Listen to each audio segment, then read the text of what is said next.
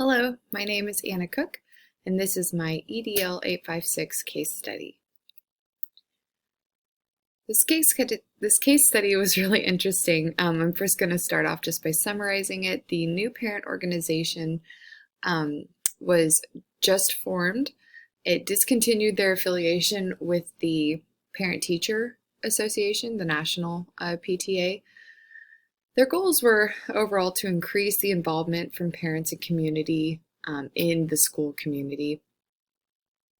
As principal, could not pinpoint exactly what the issues with the prior association were.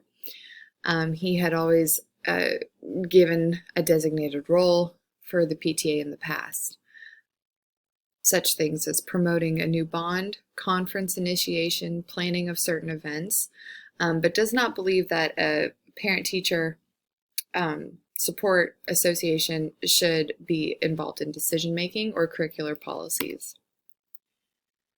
So the principal and this new organization, which I'm going to refer to as NPO, had proposed, they met to discuss what the principal thought was just going to be to discuss a back-to-school night.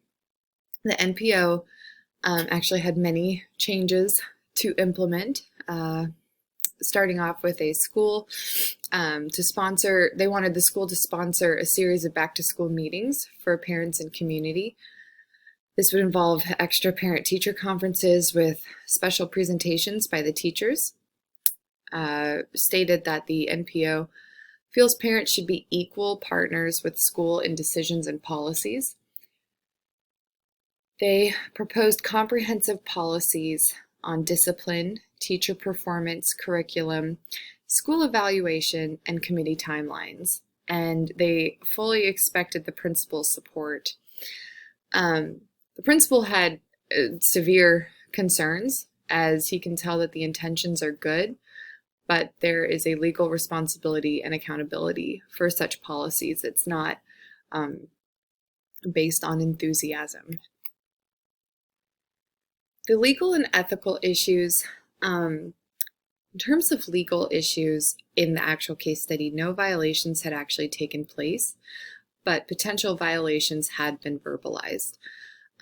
Regarding curriculum decisions, night duties contracted by teachers, the teacher evaluation process, the principal is the legal figurehead, and it's the long series of chain of commands, and there's a lot of legislation that helps decide those issues.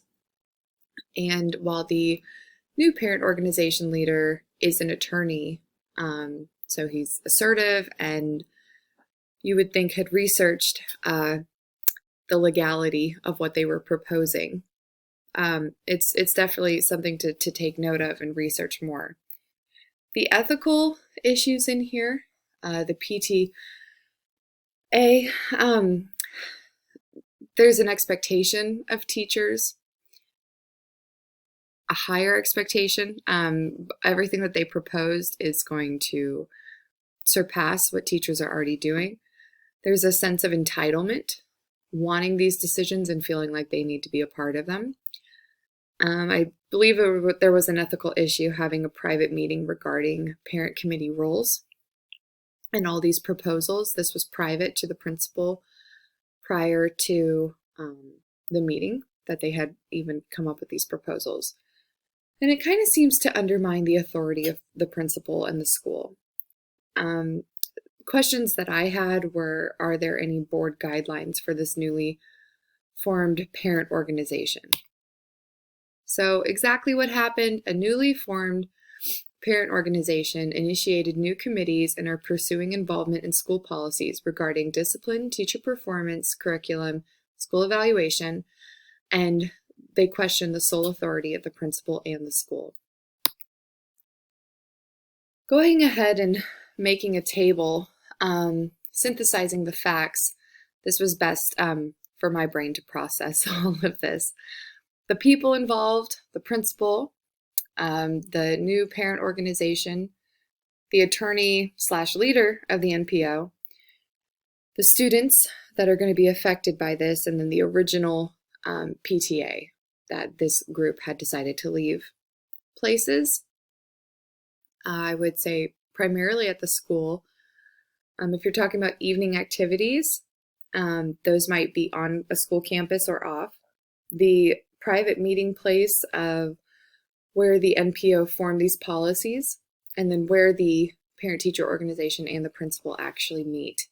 In terms of the programs, definitely the original national PTA, the new PTO and subcommittees that the parents have proposed, and then the school programs considering like their current curriculum and policies that they have in place. Information that I would have liked to have more of, same format. I would like to know who are the members of the NPO. They mentioned the attorney leader, but how many parents of what age group? I'd like to know more demographic information of who was initiating this. Did they have leadership roles in the original PTA? I would like to understand a union perspective for teachers regarding extra night duties that were not in the original contract. And I think that it's important to have district representation or a Board of Education response to such proposals. The principal is a figurehead in the school, but in no way does he get to have the say-all regarding these policies. Regarding a place that I needed more information, the school. I wish I knew, is this affecting an entire school district, a school area, a grade school, a high school, like one specific school? What kind of scale are we talking? And the program, what are the board guidelines and bylaws of the NPO, and have they already researched the district policies regarding their proposals? Who is directly affected by these proposals? The principal, face-to-face with the leader, could see some potential conflict. Not being informed during a private meeting process, yet he is legally liable and responsible for the actions that affect that school directly. Teachers are affected. The proposals affect night duties for them, extra expectations. They would be affected by the teacher evaluations, the curriculum taught, and how to discipline the students. Students would be affected by the discipline policies and curriculum that the PTO the NPO want to be a part of. And the district has some legal obligations regarding curriculum, discipline, evaluations. They make sure that they align with the State Department of Education requirements. The community and stakeholders, I feel, are lastly involved by these proposals, even though it involves them and the proposal is based on their involvement. I feel like they're not understanding their impact that they are suggesting. I would like more research on the demographic. While I understand community and stakeholder involvement is potentially extremely positive, I think that they don't understand the severity of what they're proposing. So I narrowed down the options to 3. Option 1 would be no action by the principal, allow the NPO to proceed with the committees and proposed policy changes regarding evaluations, discipline, curriculum, etc. This could mean that they face potential backlash from district, teachers, and State Department of Education. So if they were hands-off and let the organization do whatever they wanted, I think that there would be some extreme backlash from many different sources. Option 2 would be expressing concerns, articulating that their proposals are inappropriate and will not be considered. The backlash would be severing ties with important stakeholders in the community that do have enthusiasm for being involved at the school and a support. Option 3, consulting with the district, sharing the NPO proposals with district and Board of Education personnel, and coming up with a unified and appropriate response. I think utilizing the district legal counsel that's available is a great option, and they can, again, have a unified front and potentially legally have a mediation to explain the concerns and come up with a solution. So while I was evaluating these options, I was thinking of the pros and cons of each policy. If I were to take no action as principal, the NPO would feel immediate support and buy-in to the school. There would be new perspectives on current protocol. And I would also, again, as I stated earlier, feel the legal liabilities of implementing new policies without going through the proper channels. Option 2 of expressing concerns and just kind of shutting down their proposals without entertaining them. I would definitely make sure that my current policies complied with the state and district expectations, and it would be very clear what I felt was successful already and what I felt their role was. There would be backlash, and I would definitely need to make efforts to rebuild the community support regarding the school. And then option 3, ensure compliance by having all parties involved in a mediated conversation.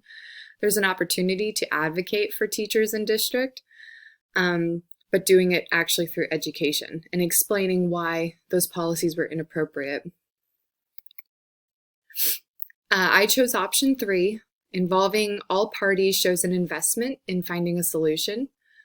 There's a clearly defined collaboration, and we would all walk away knowing the roles between the district principal and new parent organization. I do feel that this strongly advocates for teacher and student best interest, as they are the ones most directly impacted by the policies proposed. And we would make sure that we are complying with all of the legal responsibilities, HIPAA, the curriculum, privacy, and other federal and state mandates for education. Implementing my decision, I broke it down into a step-by-step process. I would first arrange a meeting with the district and Board of Education officials to discuss the proposed policies. Would agree on a unified response to each proposal with the reasoning behind it. I would then propose a meeting with the district and Board of Education representation and the attorney or leader of the newly formed parent organization.